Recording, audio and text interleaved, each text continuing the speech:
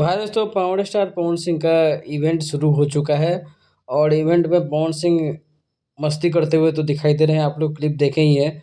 बाकी पूरा क्लिप आपको दिखा नहीं सकते हैं क्योंकि लगातार वहाँ पे गाना प्ले हो रहा है और गाना का प्ले करते हुए दिखा नहीं सकते हैं क्योंकि उससे आप जानते हैं यूट्यूब पे क्या असर पड़ता है। बाकी वहीं बात कर लेते हैं काजल राघवानी के बारे में। तो आजकल इनका मुद्दा इतना तेज है कि इस विवाद में रहते हुए 9 लाख प्लस यानी 10 लाख पुड़ने वाला है इनका गाना और विवाद में रहते हुए 10 लाख पहुँचा दिए इनका इस गाने को। और वहीं इसको अक्षरा सिंह ने भी पूरी तरह से मतलब बैकडोर से पीछे से पूरा सपोर्ट किया है।